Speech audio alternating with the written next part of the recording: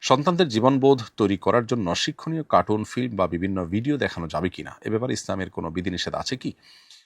যদি কার্টুনে কোনো মিউজিক না থাকে, অশ্লীল কোনো কিছু না থাকে, ইমান বিধ্বংসী কোনো কিছু না থাকে, তাহলে সেক্ষেত্রে পরিমিত এবং ভারসাম্য রক্ষা করে সন্তানকে এ ধরনের ভিডিও দেখানো যেতে পারে। কিন্তু সর্বোচ্চ সতর্ক থাকতে হবে এগুলো বাচ্চার যেন আসক্তির কারণ না হয়। আজকাল সাধারণত আমরা ডিভাইসে যখন সন্তানদেরকে নিয়ে যাই তখন তাদেরকে ফেরানোটা কঠিন হয়ে যায় এবং তারা কিন্তু আসক্ত হয়ে যায়। পরবর্তীতে তারা সেখান থেকে খুব ভয়াবহ একটা পর্যায়ে চলে যায়। বিধায় সেটিকে মাথায় রেখে এটি করা যেতে পারে। সবচেয়ে ভালো হয় এগুলোকে অ্যাভয়েড করে যদি আপনি সন্তানকে সরাসরি হাতে কলমে দিনে শিক্ষা দিতে পারেন এবং তার বিনোদনের জন্য ফিজিক্যাল এক্সারসাইজ হয় সেরকম খেলাধুলা সহ বিভিন্ন রকমের খেলাধুলার উপাদানের ব্যবস্থা আপনি করতে পারেন। আমি চোখ বন্ধ করে নামাজ পড়ি। একজন বলল চোখ বন্ধ করে নামাজ পড়া হারাম, নামাজ হবে না। কিন্তু চোখ বন্ধ করে নামাজ পড়লে আমার ভালো লাগে এবং মনোযোগ বেশি থাকে। আপনার কাছে সঠিক বিষয়টা জানতে চাই। মৌলিকভাবে খোলা রেখে নামাজ পড়া উচিত। স্বাভাবিকভাবে চোখ খোলা রেখে নামাজ পড়তে হবে। যদি কেউ চোখ বন্ধ করে নামাজ পড়েন তাহলে সেটা সাধারণত মাকরুহ হয়, অপছন্দনীয় হয়, সুন্নাহর খেলাফ হয়।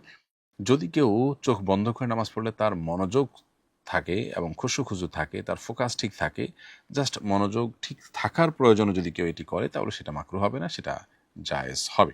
বিয়েতে অমুসলিম সহকর্মীকে সাক্ষী বানানো যাবে কিনা? অমুসলিম ব্যক্তির সাক্ষ্য দানে বিয়ে হবে কিনা?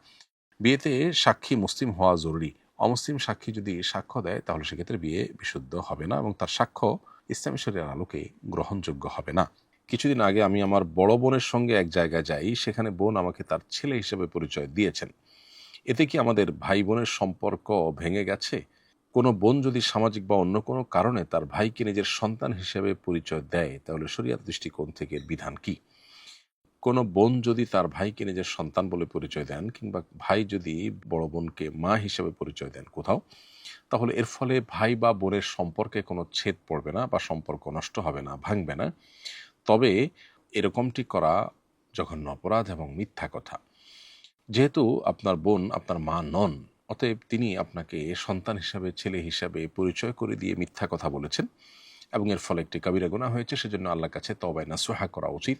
একান্ত কোনো ফেঁসে যাওয়ার মতো পরিবেশ, যেখানে জীবন রক্ষা করার মতো প্রশ্ন আছে, সেরকম কোনো পরিবেশ যদি না হয়, তাহলে সেক্ষেত্রে যেন কারণে এরকম মিথ্যা কথা বলবার কোনো সুযোগ নেই। মিথ্যাকে আল্লাহ রাব্বুল আলামিন আমাদের জন্য হারাম করেছেন এবং মিথ্যা বলতে বলতে আল্লাহর কাছে মিথ্যাবাদীদের তালিকায় তার নাম উঠে যায়। এজন্য আপনার বোনের এবং আপনাদের উচিত হলো তওবা করা। যেই কাজ হয়েছে সেটি অন্যায় কাজ হয়েছে, কিন্তু এর ফলে আপনাদের সম্পর্কে কোনো প্রকার ভাঙন ঘটেনি। কোনো অমুসলিম যদি কোরআন কিংবা কোরআনের তর্জমা তাফসির কিনতে চান বা সংগ্রহ করতে চান, তার কাছে বিক্রি করা বা তাকে হাদিয়া দেওয়া যাবে কিনা? কোনো অমুসলিম যদি কোরআনের ফাইল কিনতে চায় তো সেটা দেওয়ার প্রশ্নই ওঠে না। প্রথমত এই ফাইল তার কোনো কাজে আসবে না। দ্বিতীয়ত হলো যে এর ফলে তার কাছে কোরআনের যে সম্মান আছে, মর্যাদা আছে, সেটা কিছুটা হলেও হানি হতে পারে। তবে কোরআনের কোনো অনুবাদ কপি তাকে দেয়া যেতে পারে। সেটা তিনি যে ভাষী হবেন সে ভাষার উপযোগী তর্জমা তার কাছে দেয়া যেতে পারে। যাতে করে তিনি আল্লাহর কালাম জানতে পারেন এবং তার প্রতি ঈমান আনয়ন করতে পারেন। তো এইজন্য কোরআন কারীমের তর্জমা বা অনুবাদ গ্রন্থ এটা অমুসলিমদেরকে দেয়া যেতে পারে। বিশেষ করে তারা যখন পড়তে আগ্রহী হবেন মনে হয় তখন সেটা দেয়াতে কোনো অসুবিধা নেই। রুকু সিজদায় গেলে আমার মাথা ব্যথা হয়। আমি কি বসে ইশারা করে নামাজ পড়তে পারবো? আপনি রুকু সিজদায় গেলে যদি মাথা ব্যথার পরিমাণটা এত বেশি হয় যেটা কোনোভাবেই সহনীয় নয়, বরং অসহনীয় পর্যায়ের কষ্ট যদি হয়, তাহলে সেক্ষেত্রে আপনি বসে নামাজ পড়তে পারবেন। আর যদি সহনীয় হয় তাহলে আপনাকে রুকু সিজদা করেই নামাজ পড়তে হবে। কারণ রুকু সিজদা করাটাকে আল্লাহ তাআলা ফরজ করে দিয়েছেন। বিধায় ফরজ বিধানকে বাদ দেওয়ার সুযোগ নেই, বরং যতটুকু সম্ভব সেটি আদায় করতে হবে। হ্যাঁ, যদি মনে হয় যে আপনি অপারগ, ওটা করতে গেলে আপনি কোনো স্থায়ী রোগে পড়ে যাবেন, অনেক বেশি কষ্ট মুখোমুখি হবেন, তাহলে সেক্ষেত্রে আপনি বসে ইশারায় নামাজ পড়তে পারবেন। তো আমার স্ত্রী একদিন বলেছেন, নামাজ ভালো বিধান কিন্তু পর্দা তেমন ভালো বিধান নয়।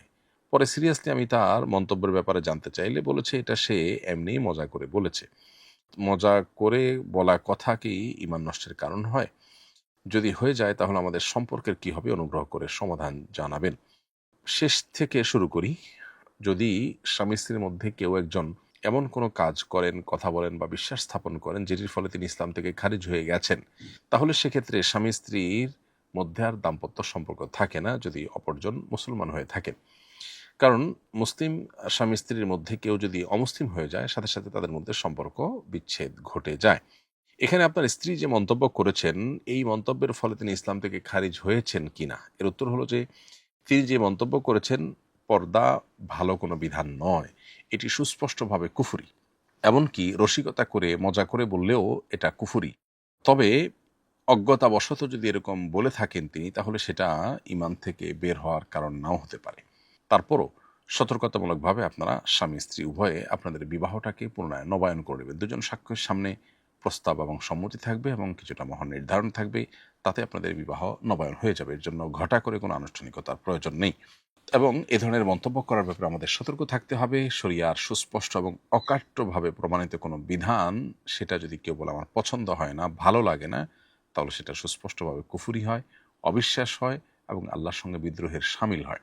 এ ধরনের কথা মজা করে বলবার মতো বিষয় নয়।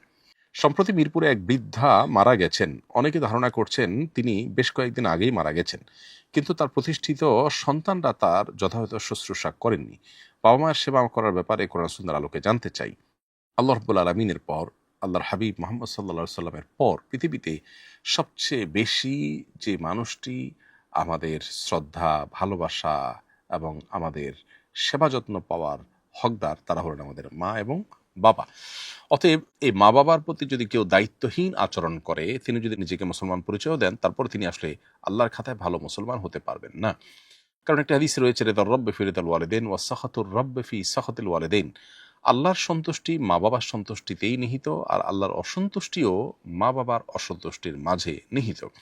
এজন্য একজন মানুষ তিনি তার বাবা মাকে সন্তুষ্ট রাখবার সর্বোচ্চ এবং সর্বতোভাবে চেষ্টা চালাবেন, এটি তার কর্তব্য। সন্তান অনেক বেশি শিক্ষিত হয়েছে, অনেক প্রতিষ্ঠিত হয়েছে, কিন্তু বাবা মার প্রতি তার ভালোবাসার যদি যে পরিমাণ থাকার কথা সেটা যদি ঘাটতি থাকে, তাহলে এই শিক্ষা ইসলামী দৃষ্টিকোণ থেকে শিক্ষা নয়, বরং এটা মূর্খতা এবং অজ্ঞানতা। এজন্য ইসলাম মানুষকে বস্তুবাদের শিক্ষা না দিয়ে মানুষকে মোরাল এবং নীতিনৈতিকতার শিক্ষাকে দেওয়ার ব্যাপারে বেশি গুরুত্ব আরোপ করে। নীতিনৈতিকতার ব্যাপারে দিনই শিক্ষা দেওয়ার ব্যাপারে ইসলাম গুরুত্ব আরোপ করে, সেটি হলো ফার্স্ট। সেটা হওয়ার পর যদি কেউ জাগতিক শিক্ষা অর্জন করে, সেটি হালাল হতে পারে। অতএব এই ঘটনা আমাদেরকে চোখে আঙ্গুল দিয়ে আবারও দেখিয়ে দিয়েছে যে সন্তানকে তথাকথিত প্রতিষ্ঠিত করার যে প্রতিযোগিতায় আমরা পিতামাতারা অবতীর্ণ হই, এটি সুস্থ প্রতিযোগিতা নয় যদি সেটা নীতি বা নৈতিক শিক্ষা, ধর্মীয় শিক্ষাকে বাদ দিয়ে হয়। আর যদি দিনী এবং নৈতিক শিক্ষার পাশাপাশি তার জাগতিক শিক্ষা শিক্ষিত করবার জন্য বাবা মা চেষ্টা করেন, প্রতিযোগিতা লিপ্ত হন, তাহলে সেটা প্রশংসনীয় হতে পারে। আমাদের সামনে খুবই ভয়াবহ একটি আপনার গন্তব্য অপেক্ষা করছে। আমরা দেখি উন্নত পৃথিবীতে বাবা মা তাদের বার্ধক্য এভাবে, অর্থাৎ ঘরে পচে গলে মৃত্যুর মাধ্যমে তাদের বার্ধক্যের সময়গুলো শেষ পরিণতির দিকে যায়। তো আমরা যদি সেটা না চাই, তাহলে সেক্ষেত্রে আমাদেরকে দিন এবং ইসলাম ধারণ করতে হবে। পশ্চিমাদের অনেক ভালো জিনিস আছে, সেগুলো আমরা গ্রহণ করতে পারি, কিন্তু তাদের এই ফ্যামিলি কালচার সহ যে সমস্ত বিষয়গুলোর করুণ পরিণতি তারা নিজেরাই ভোগ করছে, সেগুলো আমাদের সমাজে আমদানি করা এটা আত্মাহুতি ছাড়া আর কিছুই নয়। এজন্য আমাদের সমাজে যে সামাজিক সৌন্দর্য আছে, আমাদের ধর্মীয় মূল্যবোধ যেটির চর্চা আমাদের সমাজে আছে এখনো পর্যন্ত, সেটি যদি থাকে, তাহলে আমরা পারিবারিকভাবে সুখে থাকবো, শান্তিতে থাকবো। আর পারিবারিকভাবে যে সুখে না, তার সুখ পৃথিবীতে কোথাও নেই। এজন্য উন্নত দুনিয়াতে আমরা দেখি তাদের সুখের সব উপকরণ থাকলেও তারা সুখী নয়। বেশিরভাগ মানুষই কিন্তু দুঃখী এবং ডিপ্রেসড। 2030-এর পর বিশ্ব স্বাস্থ্য সংস্থার তথ্য অনুযায়ী পৃথিবীর সবচেয়ে বড় রোগের নাম হবে ডিপ্রেশন, অর্থাৎ বেশিরভাগ মানুষ, বেশিরভাগ রোগী এই রোগের রোগীই হবে। সেজন্য আমাদের উচিত দিনী এবং নৈতিক শিক্ষার ব্যাপারে গুরুত্ব আরোপ করা, সন্তানদেরকে সে শিক্ষা দেওয়া যাতে করে তারা বাবা মাকে নিজের জীবনের চাইতে বেশি ভালোবাসেন এবং তার বাবা মার চাইতে বেশি আপন আর কেউ যেন না হয়।